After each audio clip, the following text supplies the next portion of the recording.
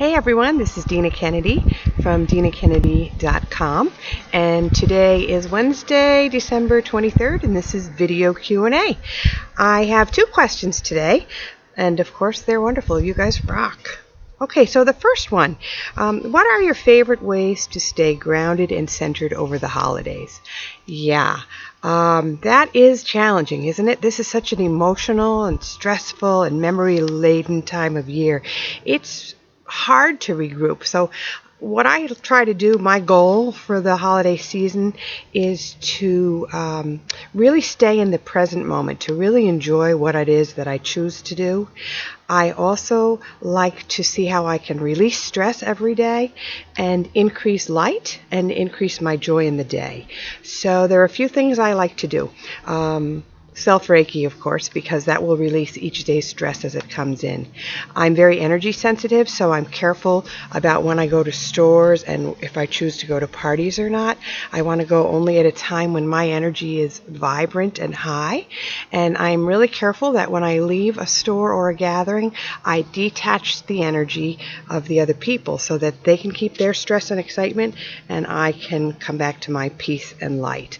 If you need more information about that, I have a series on the Dina Kennedy channel on YouTube about how to detach.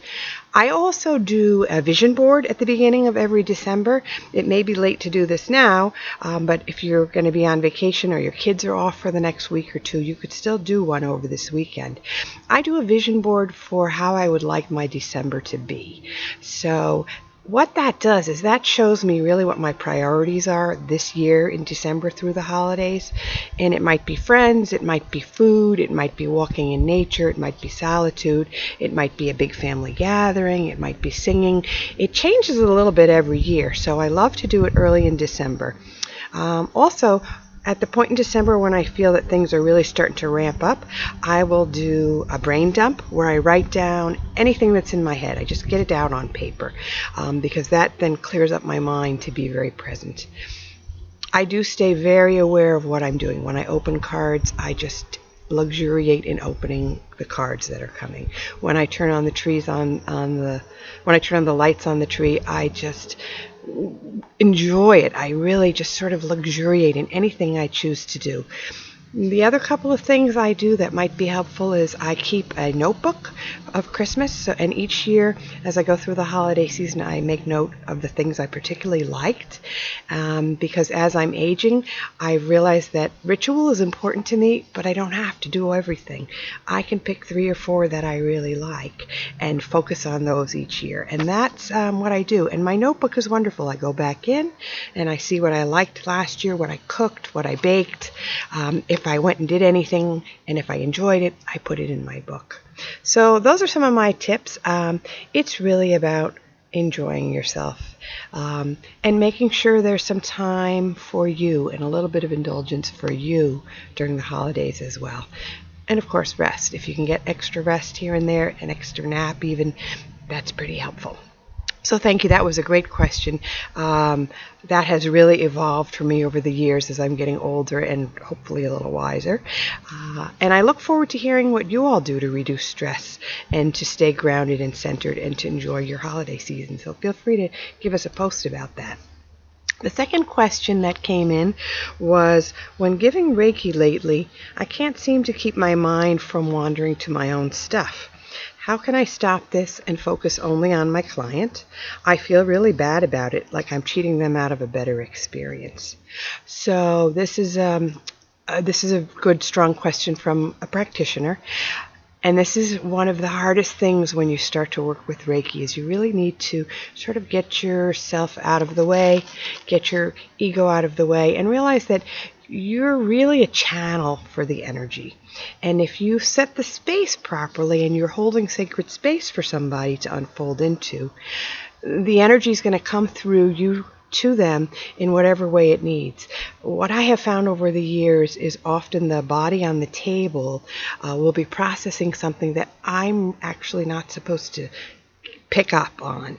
And so in those points, my mind may go off somewhere else on its own tangent as I'm continuing to work on the person.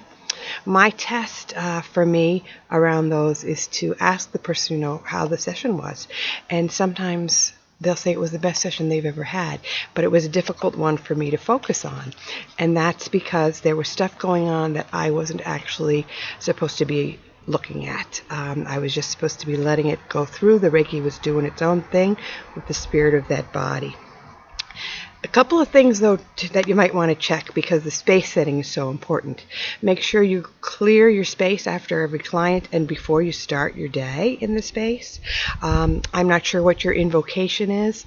You want to have some kind of a ceremony to set your space for the day. Mine is pretty long, but Father Sky, Mother Earth, spirits of the four directions, above, below, and within, ascended masters, ascended healers, guardian angels, guides, and protectors, please work with me and through me as I walk the path of healer and teacher. Please let me see what needs to be seen, feel what needs to be felt, hear what needs to be heard, know what needs to be known.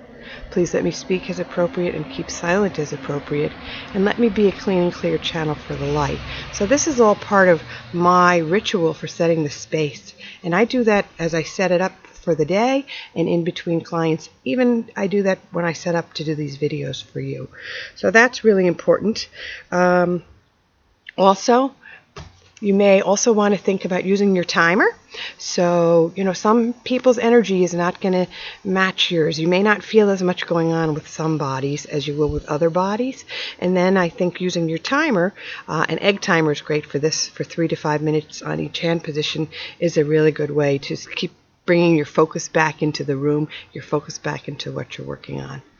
The other thing I would add, and you may not know this, is I do offer practitioner coaching for practitioners of other healing modalities and Reiki.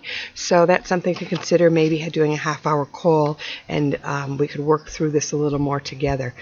I think the biggest thing is to remember that once you set it up and you start running it, the Reiki energy is going to do its own thing, sort of in spite of us being there, right? We're really just holding the space and getting it flowing and then getting out of the way. So I hope that's helpful. That was a really awesome question.